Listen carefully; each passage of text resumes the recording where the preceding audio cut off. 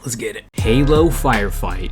We all love it, or we all ignore it, but which Halo has the best firefight? Now, I'm aware that Halo 5 and Halo Infinite have firefight, but Halo 5's firefight is so abhorrent that I don't even want to bother rating it. And Infinite's firefight is made more for matchmaking, which, honestly, I still like Infinite's firefight, but it's sort of not classic firefight. So that leaves us with ODST Firefight and Halo Reach Firefight, but which one is the best? Today we'll be comparing and ranking these two using these general criterias: set start, mid game, end game, difficulty, sandbox, fun, and co-op.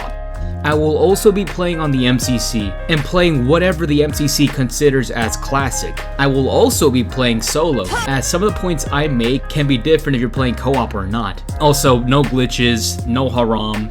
Please subscribe for more. Starting off with Halo Reach Firefight, I chose Corvette to begin. Upon spawning in, you are greeted with 5 classes to pick from. These classes to pick from are a new addition introduced to Halo Reach Firefight, which kinda confuses me. I can understand what they were trying to accomplish on paper. Different classes have different specialties, which is meant to sync in with certain playstyles. But most of the classes aren't really that viable. Air Assault sounds decent on paper, but you can only fly so long before floating down to your doom. Doesn't help that the Firefight Classic game mode doesn't have the title update balloon chain, so the Magnum is just awful to use from the sky. Recon is pretty much your default, DMAR's meta. You can drop the AR for a plasma weapon, or a power weapon, and Sprint can help you get out of bad situations. Operator is decent. Having a shotgun is always really good, although armor lock is a bit redundant if you're going against more than 5 enemies. Although having no sprint with a shotgun just makes it feel a bit stupid at times. Feels like you're slowly pacing towards your enemy with a blunderbuss. Spectre is pretty bad. Active camo works fine, but it can only go so far against AI. And the grenade launcher, the GL, the dumper, I don't know. For a primary, this is a joke. It's really only good against enemy vehicles. And the medic class. The shield is pretty strong, although you can't shoot through it though. Enemies can still phase through it as well, which makes the shield fall apart against boss rounds. But if you know how to move around the map, you don't really need a shield, just use your brain. At the beginning of every match in Halo Reach Firefight, you get 2 markers showing where the power weapons are in the map. These are usually rockets, Spartan laser, target designator, and sniper. I really don't like the inclusion of the map markers, to be honest. The set start in ODST had me do something that outside of this video I have never done in Firefight: exploring. I spent several minutes looking for the map for weapon drops, and when I did search, I was able to find some useful weapons and even ammo drops. Learning these spawns helped me enjoy Firefight so much more in ODST, as it really stepped me out of my comfort zone near the spawn area. But with Reach, I usually just beeline it towards the weapon pods, juggle the power weapons towards spawn, and leave any other power weapons around the spawn as well for the rest of the game. I feel like the marked power weapons really hinder exploration. Another thing I really did enjoy about Halo Reach's set start is the option of the operator class. I know I could just choose not to pick the operator class, but it's in the game, so I'm gonna talk about it, I don't care. Picking the operator class, you can die, drop the shotgun, switch to recon, and use a DMR sprint shotgun combo, pretty much giving you a pseudo power weapon early game. Just putting a dent on the loadout balance just a bit. Doesn't help either that you can refill your ammo on the weapon cabinets. Put that in your mission amount, I guess. But in ODST, you spawn with a silenced SMG and a silenced pistol. But that's what I really like about ODST's set start. You are defending against hordes of enemies with basically a Nerf pistol and a slingshot. These aren't the best guns in the game, obviously, but that's the point. Find weapons around the map. Use your nades sparingly. Use cover to the best of your ability. It's some really great synergy. But in Reach, you can literally spawn in with the best close quarter weapon in the game, and the best precision weapon in the game as well. I had to give the set start to Halo ODST. The mid game is the point where you're either got your bearings going or you're fighting for your life. And for this, it was honestly a bit tricky. It could really just depend on the map. For the smaller maps, both Reach and ODST can begin to feel really still around the 20-minute mark. But for the big maps, playing the platoon map was genuinely so much fun. There's just so much ways to play the mid game in ODST. Halo Reach can still offer this, but one contrast I do notice about the games is that in Halo Reach in the mid game, I feel like you are hunting down enemies.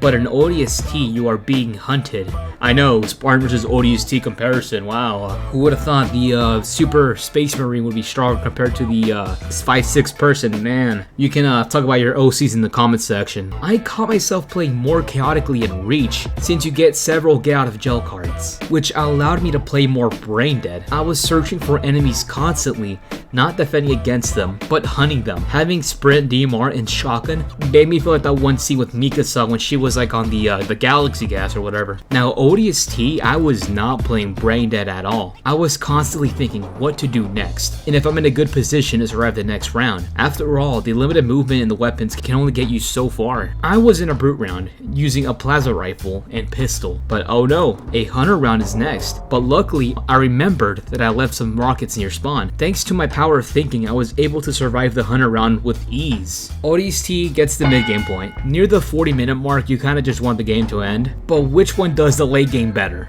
Well, at some point, ODST does become a bit repetitive, especially in the smaller maps. You are heavily restricted. The pistol and the plasma rifle will be on your screen 90% of the time by late game. Vehicles become less viable since you have constant grenades being chucked towards your Warthog. Doesn't help that you have to punch a grunt in the face to regain your health as well. But Reach, while also repetitive, the armor abilities do offer some variety in the bigger maps throughout the late game. You could maybe use the cloak to be sneaky and go to another line of cover, maybe jetpack to a roof for a bit. The guns and the loadouts may not be viable on their own, but the abilities help so much during late game, because by then you'll already be set up with the power weapons near your spawn. And if I'm honest, at some point in ODST, you begin to remember the weapon spawns, so the sense of wonder kinda goes away after a bit, and just becomes more of a routine. I also like the inclusion of being able to change your spawn in Reach. It adds a little bit of variety for late game. It also prevents spawn capping like in ODST. It gets bad.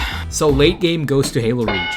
Now the difficulties of these modes are vastly different. Now you would think since you're an ODST the game would be a little more difficult, which is true in some way. ODST feels way more balanced than Reach. I wouldn't call it easy, but not impossible either. It feels balanced. If you were caught off guard, it genuinely feels like it was your fault, and you deserve to be unalived, like those TikToks say. If you get yourself in a bad situation where you have no ammo, maybe resupply next time. If you just play stupid, you're probably gonna die. But the game isn't frustrating either. You still have room to play a little bit risky, but just not completely brain dead. There are so many times where I should have been dead, but since I played smart with my positioning, I was able to make it out of a bad situation, only costing half my health bar. Now the difficulty in Reach, oh, this is hard to talk about.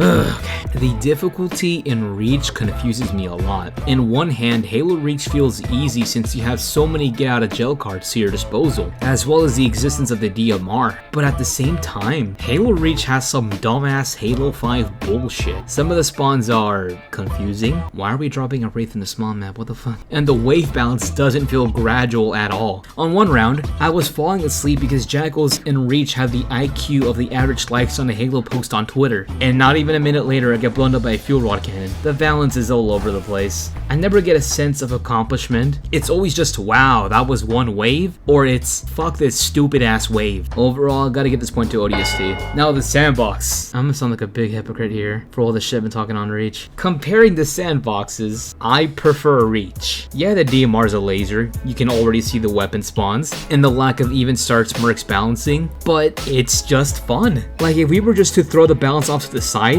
Reach's Sandbox allows for so many more fun moments. I know I'm talking about solo here, but in co-op, Reach's Sandbox really shines. While ODST is a bit more compact, the balance of ODST fits the game's firefight style. It's kind of like a fight for life kind of mode. But in a vacuum, if you were to display both of the sandboxes to me, I'd pick Halo Reach.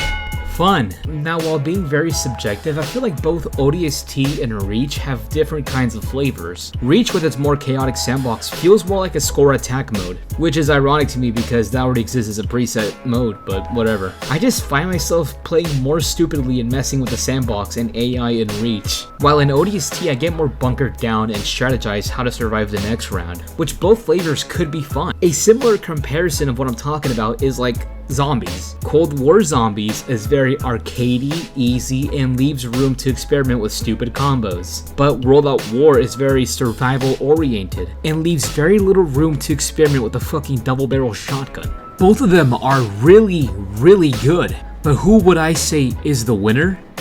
None. The Halo 7-Eleven app is clearly better.